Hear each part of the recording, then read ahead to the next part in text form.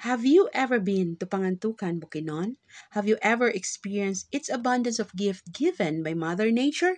Come, I will bring you to the beautiful tourist attraction here in Pangantukan, Bukidnon. One of these is the Kidangin Hot Spring.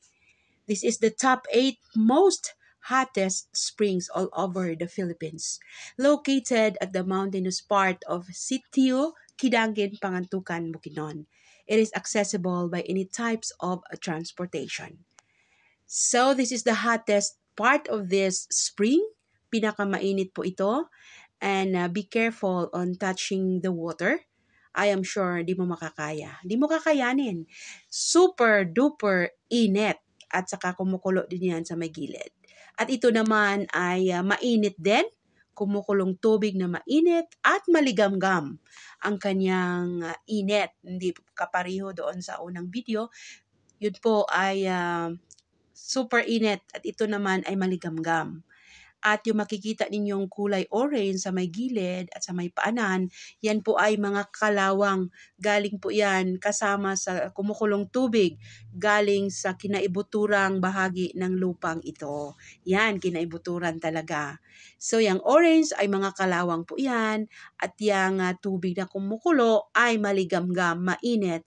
And some people visited this place. They are bringing some eggs, mga itlog, kahit anong itlog po, binuboil nila dito sa may kumukulong tubig at successful naman ang kanilang niluluto. So yan po ang Kidangin Hot Springs. So try to visit this place. Accessible naman ng kahit anong sasakyan po, masingle at saka baobao.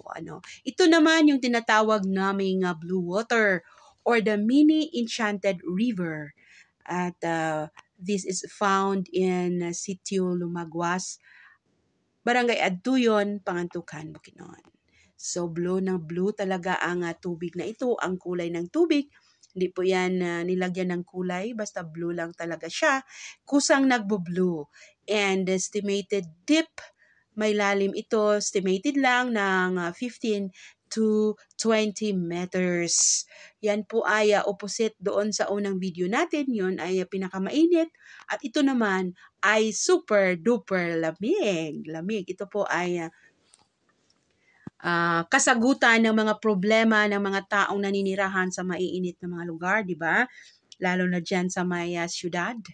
No, ito po yung kasagutan ng inyong mga problema. Dito po kayo maliligo. Take a shower and swim with the fishes, no? Maraming isda po 'yan diyan sa may ilalim. At kumukulo din ang blue water na ito sa may gitnang bahagi, yung pinaka malalim diyan yung 15 to 20 meters diyan po ang kumukulong tubig. So, blue lang 'yan ha, blue.